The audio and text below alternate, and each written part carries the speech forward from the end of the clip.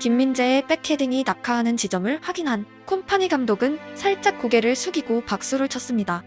빠른 걸음으로 골문 쪽으로 향하며 상황을 유심히 체크하던 수비수 출신 감독은 당연히 레버쿠젠의 지난 시즌 득점들을 알고 있고 롱볼 경합에서 순간의 실수는 곧바로 실점으로 연결될 수 있습니다.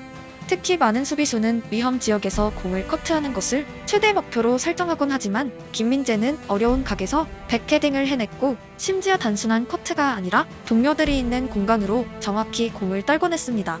올 시즌 김민재는 분데스리가 공중볼 경합 1위에 올라서며 말 그대로 독일의 하늘을 제압하고 있습니다. 앞으로 소개될 장면들은 그저 탄성이 나오는 순간들이 가득합니다.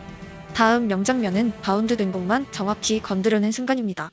흡사한 경합 순간에서 우리는 상대 공격수가 신체 어딘가를 만지며 쓰러지는 장면이 타이트한 경기에서 더 익숙합니다. 김민재는 발을 상당히 높게 들었지만 터치와 함께 쑥 빼냈고 상대는 아무런 가격도 되지 않았습니다. 좋은 수비의 특징은 좋았나 싶을 만큼 아무렇지도 않게 흐르는 장면들이고 윈헤는 너무도 손쉽게 상대의 전진을 막아냈습니다. 다음 장면은 골킥을 정확히 예측해낸 판단력입니다. 김민재는 가끔 홀딩 미드필드에 육박하게 튀어나올 때가 있고 센터백의 전진이 실패하면 당연히 역습에 치명적입니다. 나폴리의 김민재가 공격적인 플레이로 이탈리아 올해의 수비수상을 거머쥐었다면 지난 시즌에는 투엘 감독에 의해 지나치게 도전적이다는 말을 듣기도 했습니다. 현재의 김민재는 자신의 포지션을 벗어나는 과감한 수비 장면에선 반드시 볼을 커트하고 있습니다. 상대는 경합조차 하지 못했을 만큼 좋은 타이밍이었고 뒤에서 나타난 김민재는 역시 공만 가져 나왔습니다. 또 하나 압권의 판단력은 마크맨을 두고 튀어나와 공의 흐름을 막아낸 장면입니다.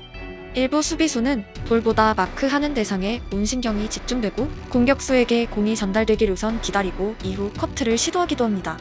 김민재는 맨마킹 대상과 볼의 흐름 모두를 경계하고 있었고 헤더 순간 망설임 없이 자리를 벗어나 볼을 끊어냈습니다. 0.1초 단위에서 내린 판단력을 우리는 보통 순발력이라고도 부르고 당연한 말이지만 볼의 낙하 지점을 제대로 찾지 못했다면 김민재의 공백으로 상대 공격수는 단독 찬스를 맞는 장면입니다. 역시 축구는 별거 아닌 장면으로 보이는 상황에서 종이 한 장 차이로 빅찬스가 발생하기도 합니다. 90분간 촘촘한 도전과 인내 그리고 선택 있고 실수가 적고 판단력이 옳은 팀들이 이기는 종목이기도 합니다. 또 하나 김민재의 판단력이 돋보였던 장면은 상대 역습을 왼발로 가볍게 막아내고 오른발로 동료에게 정확한 패스까지 보낸 순간입니다. 역습은 곧 실점입니다. 축구에서 가장 높은 확률로 득점이 펼쳐지는 순간이기도 합니다.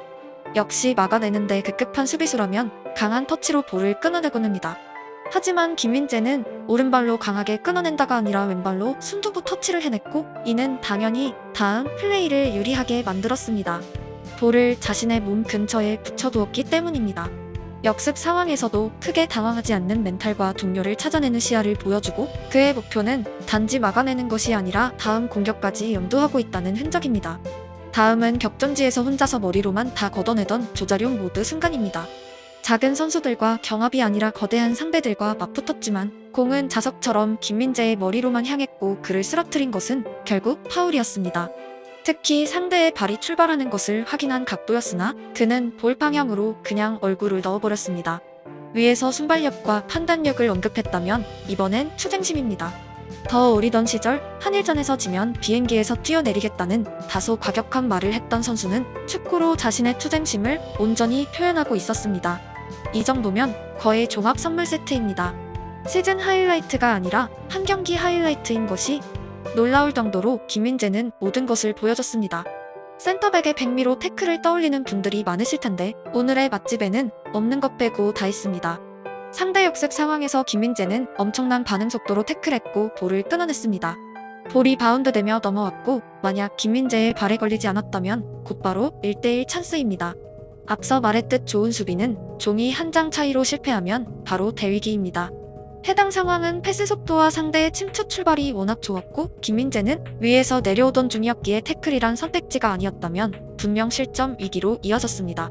0.1초 단위의 판단에서 만약 김민재가 태클이 아닌 선택을 했다면 오늘의 하이라이트는 상대가 역습 득점에 성공하고 포효하고 있는 장면이었을 것입니다. 다음은 신체 밸런스입니다.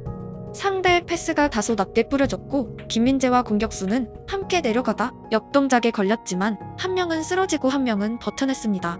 김민재보다 뒤에 있던 상대가 반드시 볼을 획득해야 하는 상황이었지만 역동작은 축구에서 마리오의 바나나 같은 존재입니다.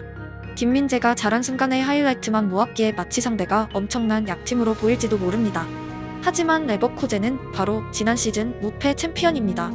말 그대로 천하무적이었고 알론소 감독의 선택은 대체로 옳았습니다. 오늘의 김민재가 그저 무쌍 모드였고 세계 최고의 팀을 상대했더라도 오늘의 민헨을 상대로 다득점은 힘들지 않았을까 조심스럽게 생각합니다. 다음은 간헐적으로 키퍼를 통한 롱볼을 시도했던 레버쿠젠을 완벽 봉쇄해낸 장면들입니다. 김민재와 상대가 동시에 뛰어오른 타이트한 상황이 아니라 여러 번 당연한 듯 김민재의 머리로만 볼이 빨려왔습니다. 두 선수가 똑같이 키퍼의 킥을 눈으로 확인했지만 낙하 지점을 찾고 볼에 달려드는 타이밍에서 압도적인 차이가 있었다는 의미입니다. 특히 상대는 볼이 땅으로 떨어지길 바라는 소극적인 자세를 취했고 김민재는 용납하지 않았습니다. 각 리그 공중의 지배자들은 꼭 타이트한 공중볼 경합에서만 승리하는 것이 아니라 상대는 점프도 하지 않는 타이밍에 혼자 머리를 갖다 대곤 합니다. 올해의 김민재가 그렇고 낙하 지점을 포착하는 능력은 지금이 오히려 나폴리 시절보다 뛰어나다는 인상입니다. 꼭 점프력이 높다고 헤더가 강한 것은 아닙니다.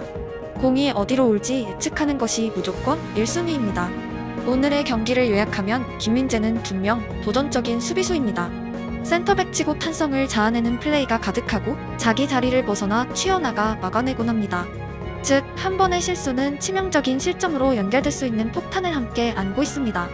즉, 잘하는 날에는 평균을 넘어 세계 최고의 수비수로 보일 수 있는 장르이고 실수가 있는 날에는 안전지향적인 플레이만 펼쳐온 수비수들에 비해 다소 불안하게 보일 수도 있는 성향입니다. 지난 시즌은 종합적으로 부정적인 평가를 들었고 올해는 정반대로 톱 레벨의 경기가 연속되고 있습니다. 감독 하나가 바뀌면 모든 것이 바뀌기도 하는 것이 현대 축구입니다. 김민재는 직접 콤파니 감독의 이름을 말하며 디테일한 지시를 받았다고 전하기도 했습니다. 결국 그가 속한 또 하나의 팀, 한국 대표팀으로 포커스가 옮겨집니다. 현재 대표팀 멤버들은 명실상부 역대 최고의 네임 밸류를 가지고 있습니다. 한국 유튜버가 윈헨에서 뛰는 한국 수비수의 경기를 해설하는 상황을 10년 전에 누가 예상할 수 있었을까요? 당연한 듯 토트넘, 파리, 윈헨 경기들을 시청하고 계시지만 그중 하나만 터졌어도 한국 스포츠 신문의 헤드라인을 독차지했던 시절이 불과 얼마 전 박지성 맨유 시절입니다. 지금은 공격, 중앙, 수비 동시다발적으로 선수들이 나타나고 있고 황인범이 페예노르트에 간 것을 마치 당연한 듯 취급하는 시대가 되었습니다. 박지성과 이영표가 아인트호벤에 입단했을 때 말 그대로 스포츠 신문들이 초토화되었던 상황과 180도 다른 현재입니다. 감독 한 명 바뀌자 윈헨은 아예 다른 팀이 되어버렸습니다. 윈헨 정도의 팀마저 선수만으론 우승할 수 없다는 의미입니다. 한국 대표팀에도 빛나는 뉴스가 발생하길 응원합니다.